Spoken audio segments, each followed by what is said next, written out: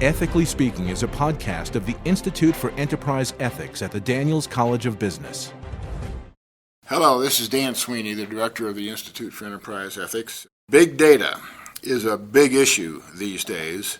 Massive data collection systems and very sophisticated analytical techniques have dramatically expanded businesses' ability to probe and discover very profitable strategies and tactics hidden in those piles of data.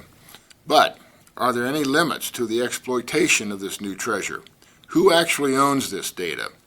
What are the responsibilities associated with the acquisition, housing, and use of all this data?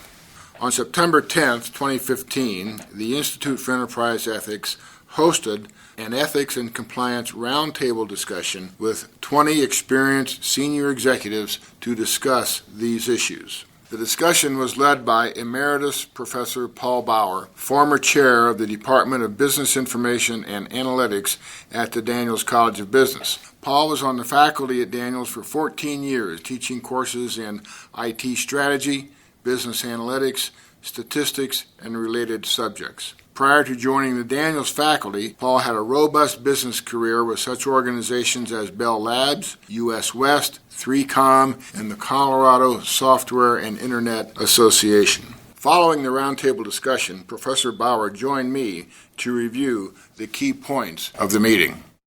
Paul, we've been doing market research, collecting data on consumers, on competitors, on markets, on vendors for a long time without worrying too much that there's some ethical issues in there. But suddenly with this idea of big data and analytics, we're starting to look at the ethical implications of using this data and storing this data. Why has it become so important? So I think the big difference, Dan, is just the sheer amount of data that we're now able to collect and process.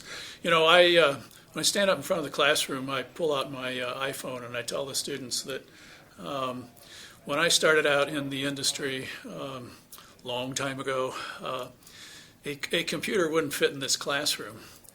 This iPhone that I'm holding here has 1 million times as much memory as that mainframe computer back then. So yes, we've always collected the data, and indeed we collected it even before computers. But the change is just simply, I think, the amount of data that we can collect now and how quickly we can process the data. Correlate stuff that's in different databases that was never intended to be correlated, but now gives us really interesting information. And the fact that, well, let's look again at the Target example that we talked about, where basically the father is upset because they're sending his daughter flyers on baby care products, and you know, his question is, you know, you're trying to suggest she get pregnant. Well, in fact, she is pregnant. He just doesn't know it, and so pulling the data together from different places, Target knew it before the family knew it. That you know, she was pregnant, and so it's that kind of capability that I don't think we've had before, and I think that's what's leading to the unease around big data. Is it also, Paul, a function of the fact that so much of this data is so very personal? Absolutely, I think that has to be a big part of it, yeah. And you know, if you read the privacy policies from the companies you deal with, you know, they basically tell you what they're going to use the data for.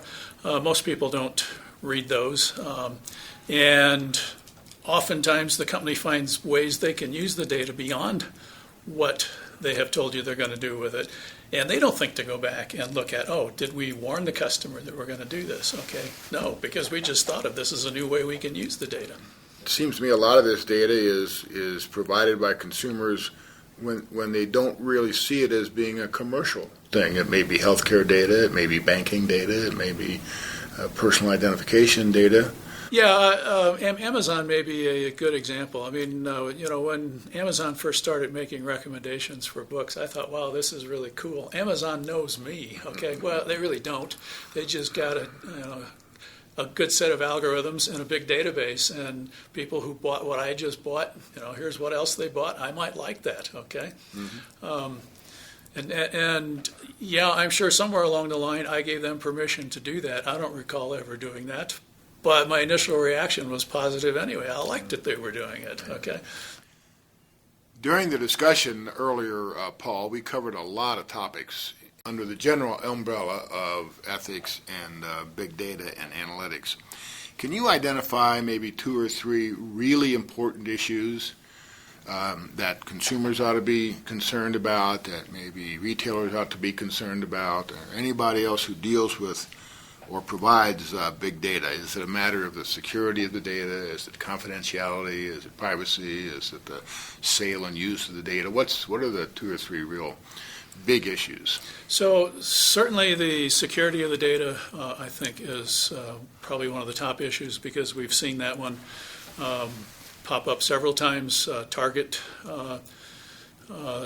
took a direct hit because they had it was shown that they hadn't properly protected data. There have been a number of others. I think Home Depot was another example.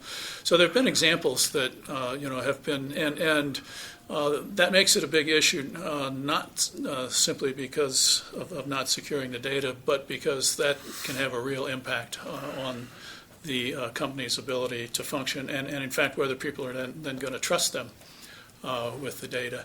Confidentiality, I think, goes along with that. But, the one that kind of surfaced, I think, in the discussion, but we never really dug into, is around this whole issue of consent. And do consumers really understand what they're agreeing to when they, click on the box and go on, particularly if it's an online, layout of the privacy policy, or the explanation of what it is we're going to do with your data. I know personally I don't. If I'm, as an example, just yesterday I downloaded the next version of Microsoft Office on my Macintosh, okay? And it comes with that statement, and I don't know how long it is, but you can scroll through it for quite a while. Did I bother to do that? No, because in practice, I'm not going to say no. I can't continue to use the software. I think there's an opportunity for companies to take advantage of that. And even if they don't take advantage of that, somehow they've got to simplify that so that I really can make a knowledgeable decision, I think, whether I'm agreeing to this or not, and have clear alternatives if I don't agree with it. Okay, if I don't click on that, rather than just automatically meaning I can no longer use the software, there ought to be some other degradation paths to allow me to, have an alternative path. I don't think we have that today, by and large, and I think that's a key issue that, as I said, I think in our discussion, we danced around it a little bit, but we didn't really nail that one as precisely as we might have. It's the kind of thing where people say, oh yeah, I click that and go on. It's just, it's what you got to do to get through your day. If you sat down and started reading some of these, you won't get past breakfast, right? Well, I'd fall asleep myself. But so it's an issue of security, the security of the data, so it's kind of less likely to be hacked, and more importantly, the issue of consent. What are we really consenting to when we agree to let them use the data? Yeah. Well, 2 important issues, no doubt about that. In the roundtable group that we just completed, we had a lot of really smart, experienced, savvy people around the table, from a variety of different industries and from a variety of different professions within the industries.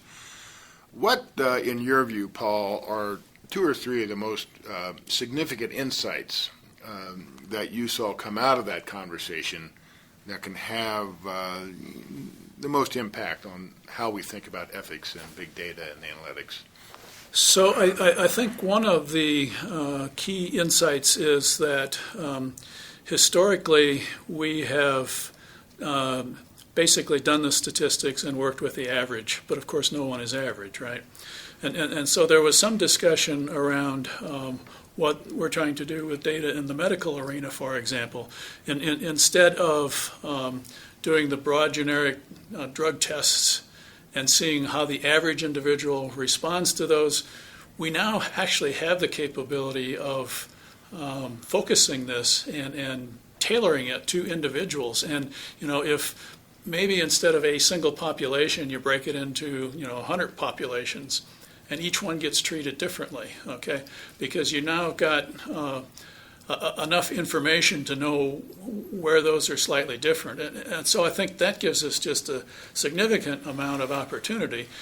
The flip side of that was that all of the health stuff, we deal with the HIPAA requirements, and you can't use individual data, and so are we going to be able to realize that?